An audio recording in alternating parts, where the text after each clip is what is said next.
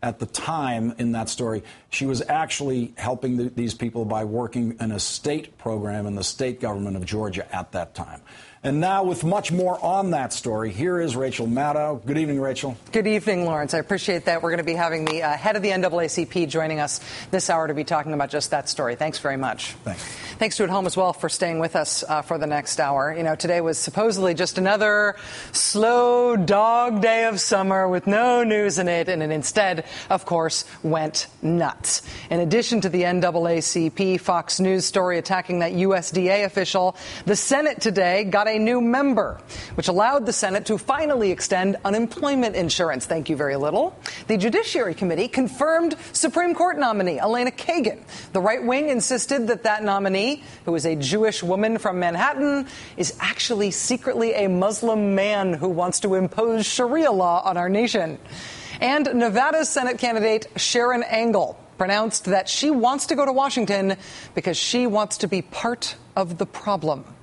There's a lot to get to this hour. But we begin tonight with something that, frankly, we knew was coming. Something we knew was inevitable after right-wing activists and Fox News destroyed the community organizing group Acorn last year with supposedly incriminating videotapes that really weren't all that incriminating at all. That really weren't incriminating at all. This is not meant to excuse what Acorn has done wrong in the past, but the huge tide of negative publicity that followed these videotapes and the coverage they got on Fox wall to wall for months was bullpucky. It was a dishonest political stunt that bears no resemblance to journalism and no resemblance to the actual facts of what happened in those offices. But it worked. This organization has been shut down. Means be damned, in the end it worked. Who do you think is next on their list? Today we got an answer to that question, which I hoped at the time was just a rhetorical one. The same attack that helped take down Acorn last fall with supposedly incriminating videotapes has now claimed a new victim. Next on their list, it turns out, is this woman, an Obama administration employee named Shirley Sherrod. Up until yesterday, Shirley Sherrod was an official with the United States Department of Agriculture, with the USDA. She served as the USDA's Rural Development Director for the great state of Georgia. Ms. Sherrod resigned from that post yesterday, she claims under intense pressure from the Obama administration, pressure that was apparently brought to bear after this. The same conservative website that posted the supposedly incriminating, but in the end just massively misleadingly edited Acorn tapes, now has posted what it claims to be cold hard evidence of racism. Racism shown by an employee at the U.S. Department of Agriculture. The evidence was a video clip of Shirley Sherrod speaking at an NAACP event this March. And at that event, she recounts this story. The first time I was faced with having to help a white farmer save his farm, he took a long time talking, but he was trying to show me he was superior to me. I knew what he was doing. But he had to come to me for help. What he didn't know, while he was taking all that time trying to show me he was superior to me, was I was trying to decide just how much help I was going to give him. I was struggling with the fact that so many black people have lost their farmland, and here I was faced with having to help a white person save their land. So I didn't give him the full force of what I could do. Damning evidence, right? A USDA official, a government official admitting on tape to racial discrimination, to withholding government assistance to white farmers, specifically because they're white. Stop the presses. Within hours of that clip being posted online and billed as evidence of a racist within the Obama administration, Fox News, understanding their role in this delicate, well-practiced dance, jumped all over it. Breaking news tonight about an Agriculture Department official caught on tape making racially charged comments to an NAACP audience. Well, that is simply unacceptable, and Ms. Sherrod must resign immediately. The federal government cannot have skin color deciding any assistance. And this is a Fox News alert. An Obama administration official resigned just a short time ago after she was caught on tape appearing to tell an audience that she had used her position to racially discriminate against white farmers.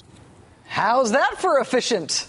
How's that for action? Fox News and a conservative website uncover what they say is an admitted racist in the Obama administration, and she is forced to resign immediately. The problem? There are a few ginormous asterisks that were left out of the initial breathless Fox News coverage. The conservative website that posted the video presented it as if it were a real-time admission of racism, an admission of racism happening now, actively, within the U.S. Agriculture Department. And that's how it was covered initially by Fox News. Here's how the video was set up. See this, quote, Ms. Sherrod admits that in her federally appointed position overseeing $1 billion, she discriminates against people due to their race. Damning if that were actually true. Shirley Sherrod joined the USDA in 2009. Now, it is clear even from these edited tapes that what she was talking about here was a situation that took place a long time before that. Check this out. So I took him to a white lawyer that had attended some of the training that we had provided, because Chapter 12 bankruptcy had just been enacted for the family farmer. Chapter 12 bankruptcy had just been enacted for the family farm. Chapter 12 bankruptcy for family farmers was enacted by the federal government in 1986. Ms. Sherrod on this tape was recounting a story that happened in the mid-'80s, in 1986. More than 20 years before she took this job with the federal government. That reality that never made it into screaming Fox News headlines, though, like video shows USDA official saying she didn't give full force of help to white farmer, and government discrimination caught on tape. That's not actually at all what the tapes reveal. She wasn't working for the federal government in 1986 when this story took place. So that's the first thing. The situation she's discussing took place more than 20 years ago when Shirley Sherrod worked for a nonprofit organization, not for the federal government. But even more importantly, and you would never know this if you got all your information from Fox News, Shirley Sherrod never actually followed through on this idea of withholding help to the white farmer. The whole point of her telling this story was that in the end, she decided that her initial reaction was wrong. Having never been confronted with the opportunity or the possibility of helping a white farmer before, having always worked with black farmers, her initial reaction to the first opportunity to help a white farmer was wrong. This is the point of the story. The point of the story was that she should actually help the white farmers, and that's exactly what she did, as the couple in question explained on CNN earlier today. We were going to lose our farm if something couldn't be done. And she jumped in there and she got everything lined up. And we went up there and she done her level best. Had it not been for her assistance, would you have lost your farm, do you believe? I believe so.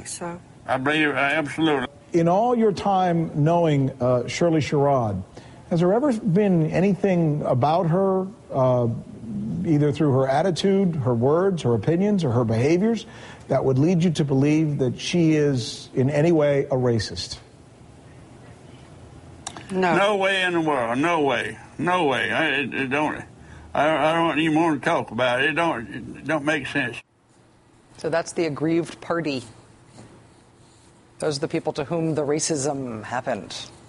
Shirley Sherrod helped those white farmers keep their farm in Georgia. After initially reacting negatively to them, she explained in this story, she helped them. She kept them out of bankruptcy. She recounted her initial negative reaction to explain why she's so glad that she did the right thing, that she helped those farmers. That's what happened. Unless, of course, you watch Fox News. Because a farmer was white, right, she doesn't extend the full helping hand to him. And she's touting this in this anecdote as though this is, a feather in her cap somehow for her to be congratulated. I mean, it's really a shocking admission. Yeah, right. Listen to her touting this as a feather in her cap and asking to be congratulated. Here's part of Ms. Sherrod's unedited speech. This is what she said right before recounting that story of the white farmers. Listen. I made the commitment on the night of my father's death at the age of 17 that I would not leave the South, that I would stay in the South and devote my life to working for change.